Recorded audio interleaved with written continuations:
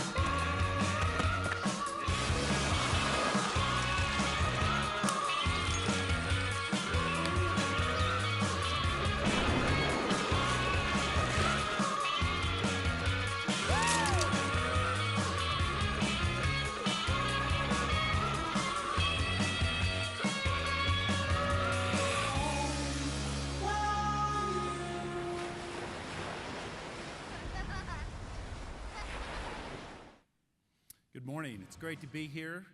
I was thinking about how long you could drink a cup of coffee and sit still, so I'm going to keep my comments pretty brief this morning. It's great to be back here in Utah. It's especially great to fly in when the snow is coming down and to look at the mountains and think about what it might mean to get out and enjoy those. As I sat and listened to the comments this morning, I have to tell you it's inspirational to see the governor stand up here and talk about stewardship and environmentalism, about the power of the outdoor industry, the community, and how the relationship that the government has with the outdoor industry is so important here. I'm here because I think Utah really gets the connection between who we are, what's important to us, and how it's also important to the state. I have to applaud the creation of an outdoor department and the appointment of Brad. We actually look at the work that Brad and what we see the state of Utah doing and say that it's best practice. We're actively involved in trying to create a conversation in other states, particularly in the western United States and the other places where outdoor industry is so important, about really following this model. We think it's very powerful. I have to say also, just as a participant in the outdoor industry, to sit and watch the number of outdoor companies that are investing and creating new jobs and making Utah their home, it truly is inspiring. It is a best practice. As I joined REI as the CEO, it's kind of a lifelong aspiration of mine. I have to admit, I've been a bit of a stalker of REI, following it, buying gear, lusting after what it meant to be a part of that outdoor industry. I, like a number of you, had a restriction about how much money I could spend annually in REI. And I've discovered if you bring it into the garage and let it sit a while, you can get away with a little more than what might otherwise happen. But the meaning of what it means to lead REI, the co-op, really struck home for me this September. This is a picture of from the summit of Mount Rainier. And I'd made an earlier summit attempt with a number of REI associates really from all over the United States. A lot of people that are on the front line, what we often call green vests, retail store associates. We'd made a climb, got turned back about 1,000 feet from the top because of a thunderstorm, and just had a desire to kind of accomplish that goal. This group of 8 REI associates, on a Wednesday, we made a decision to make, the weather looked good, to make a try for the summit. It's a 10,000-foot climb. It's a multi-day effort. Showed up on a Friday morning, 7:30, played hooky, which we now officially named Yay Days, paid days off to go outdoors. And the 8 of us made our way to Mount Rainier, climbed 5,000 feet, made a camp, spent 3 hours making water, stepped off at 1 o'clock in the morning and summited at 7:30 a.m. where we took this picture. I discovered that sometimes going up is just half the challenge, literally. We didn't get off the mountain until 6:30 that day. But in hindsight, as I reflected on this and what a great experience it was and what it meant to me, it occurred to me that as I was on the mountain, I was the only one up there with the title. And that it was really about a community of people. I had someone from a distribution center, 2 guys that work in our finance as financial analysts. We had a woman from our travel group, and it was startling to me to realize that on that mountain, it was just a community of people that loved the outdoors and were passionate for the outdoors. And the idea of community and our love for the outdoors is something that brings us all together. When I think about community and connection to Utah, REI has a unique relationship with Utah.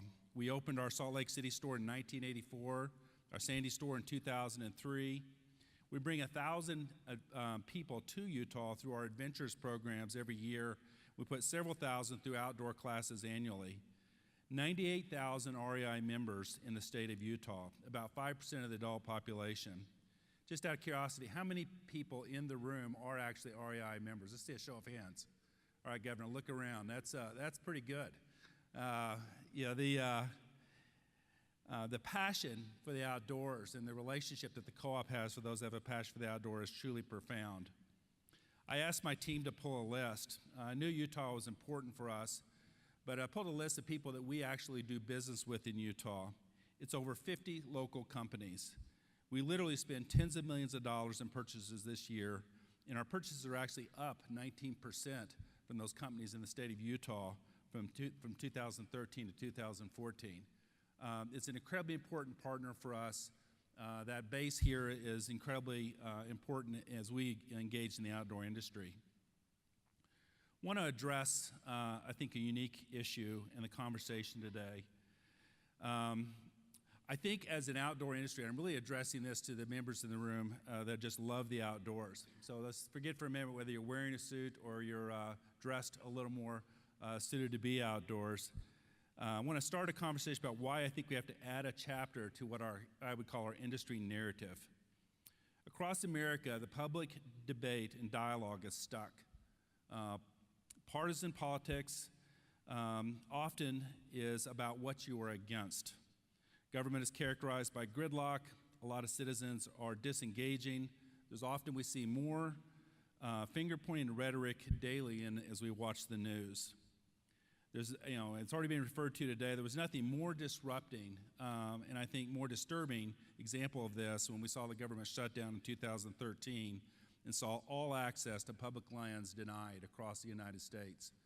Nobody, regardless of kind of their position, where they stood on this issue, saw that as a good thing, but it happened anyway. I have to call out that under Governor Herbert's leadership, courageous leadership, Utah stood alone in finding a way to really step in and counteract that, and it has to be applauded. Again, we see Utah really understanding the power of the outdoor industry and playing a leadership role in how it addresses that. But this macro issue of getting stuck, partisanship, really affects the entire outdoor industry. It doesn't matter whether the discussions over funding, creations of parks, they can all become heated. Land designations, whether it's for development, for recreation, and many of these other conversations end up resulting in non-productive behavior. At REI, our community commitment is really to focus on access to outdoor spaces. In 2014, we spent $4.2 million, worked with over 200 nonprofit entities, and touched over 600 trails and outdoor properties, creating access and stewardship efforts around those things. We're proud of that work, but we find even when you're doing something that is perceived as good, occasionally it can devolve into an adversarial conversation. I believe we need to enhance the narrative. To get over these divides, we need to supplement that conversation with two interdependent strategies. We need a better mechanism to engage our community in a grassroots, balanced, nonpartisan conversation. Second, we must broaden and sharpen our industry narrative to build a compelling case in alignment on what we stand, and the important word here is for. Today's narrative does a great job of outlining our economic impact, and you've heard a lot of that conversation this morning, and Utah clearly appreciates this. It's important to show our scale and influence. Per the Outdoor Industry Association's 2012 survey, we have $650 billion of consumer spending nationwide, plus 6 million jobs connected to the outdoor industry. In Utah, the numbers are $12 billion in consumer spending, 12,000 jobs in Utah, about 9.5% of the employment. These numbers put us on the economic map. The scales are literally twice as big as pharma and autos. And Utah really, I think, leads the nation in recognizing that. I think the work that Brad does allows this state and allows the outdoor industry to really focus on leveraging those benefits and furthering that dialogue. However, I think that the industry narrative focused on consumer spending and traditional economic metrics alone isn't representative of our real appeal and, in fact, our broader appeal. In truth, we are actually almost the antithesis of big business, which is generally concentrated, not trusted, not connected. Bluntly stated, we do not bring the PAC dollars into the political arena, nor do we have other tools which big business in America uses to impact public discourse. Because we have a different reality, we need to show up differently. As a co-op, REI can and does show up differently. As I move from a publicly traded company into a co-op environment, it's a little starting to realize that we give away about 85% of our profits back to members. And you have to behave and operate a little differently. I believe as an industry, we have a powerful grassroots quality. Our sector's influence today is not reaching its full potential. And I would say our influence is at an okay level, and in the state of Utah, I think we have a great position at the table and an active role in the discourse. However, I believe we can achieve so much more if we network together better as a grassroots community, and if we hone and disseminate a more comparative narrative. Using co-op membership alone as a proxy for those committed to the outdoors gives us a number well over 5% in Utah. That's even before we look at the fact that those memberships are usually registered one per family. And you start thinking about the number of people in a place like Utah or the other places in the United States that are passionate and committed to the outdoors is a huge number and really represents a grassroots basis that's already present. We need to show up as a broad community of businesses, large and small, of NGOs, of government leaders spread across Utah and across America with millions of active supporters who enjoy the wonders of the outdoor. I want to bridge this idea of grassroots with the idea that besides strengthening the network of our community, we need to strengthen our message. And it's important to tap into the appeal and inclusive nature of the outdoor ethos and nature industry. The video that you just saw was a brand video, and it was some work we did last year inside the company to begin clearer about what we were focused on and really to allow us to tap into what we thought was important in an emotional message. I believe Utah gets that. The Utah motto of a life elevated, and this mural is actually printed here in the conference center, of a life elevated reflects these values of quality of life, beauty of space. In REI, we've actually tapped into that as well. And we actually developed a manifesto, a set of statements that as a group of 10,000 associates in REI that we're committed to and that we think resonates with our membership. It's this idea that we believe in a outdoor life is a life well lived. That's really our passion. We believe as a co-op, we have to act in the best interest of our members. We think that's in our 75-year DNA. We believe we should be best in the world at creating authentic outdoor experiences through gear and expertise. That's our goal.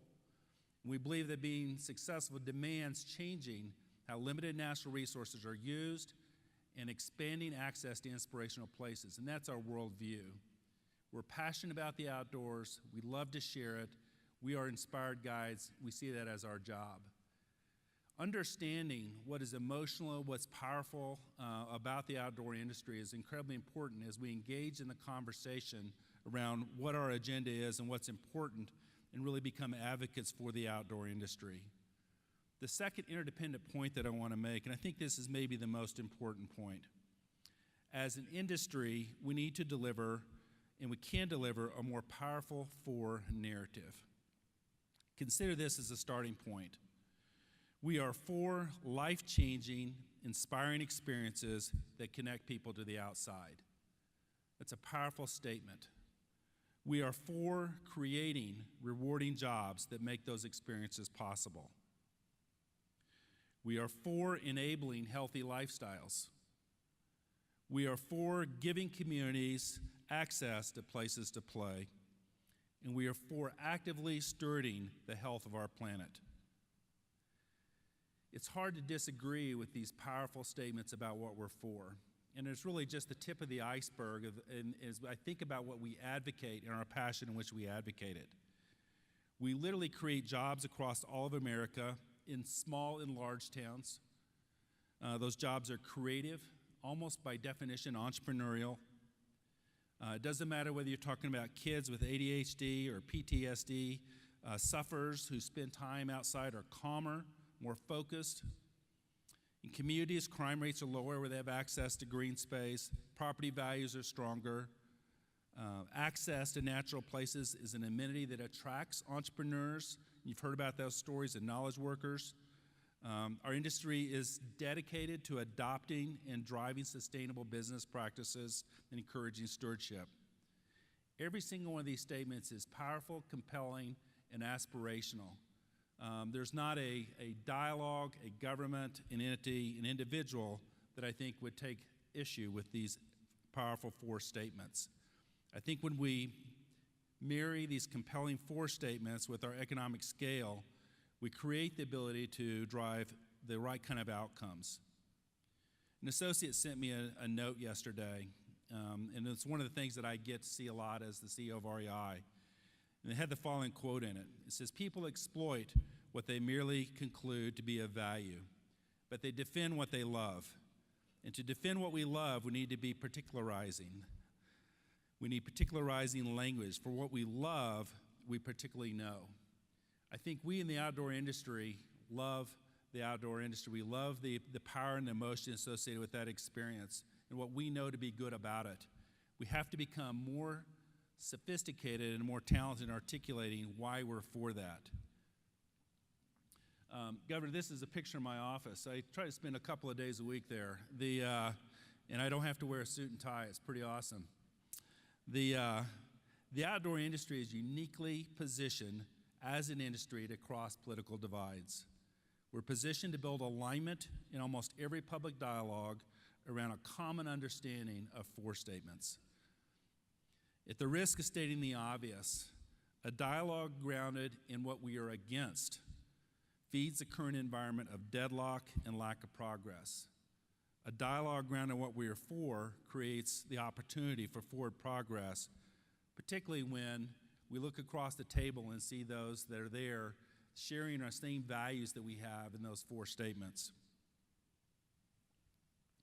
The power to affect positive change in a nonpartisan, non-adversarial way is not only in our economic numbers, it's in what and who we represent, and it's in our desire to get past gridlock. I know in this room, we have a lot of passionate people, we have a lot of advocates, we have people that care deeply about these subjects. We have the potential to build overwhelming grassroots support grounded in the appeal of the outdoors and a powerful set of four positions that will allow us to make progress. I'm well aware that Congressman Rob Bishop has been convening stakeholders for years about the challenging issues in eastern Utah. I believe that efforts like these, aimed at bringing diverse audiences together, are models that should be followed. While I've not been privy to the detail of these conversations, I'm sure that all the parties in the room are for protecting and advocating the inspirational aspects of the outdoor experience and preserving them as key assets for Utah. This idea creates the right environment for working together and delivering solutions. As we go forward, it's my request that we sow seeds for an even more results-focused, positive dialogue, and we do this by honing our broader narrative. There's no magic solution, but I'm convinced, and I believe from my experience in really trying to drive forward progress, that the more effective we are at articulating an inspirational forward position, and then really building alignment around the fact that there's an enormous amount of support for those forward positions, will allow us to make progress. And I think as an outdoor industry, it's really important for us to land there and not get hung up in being against. So thank you for your time, and enjoy this beautiful day.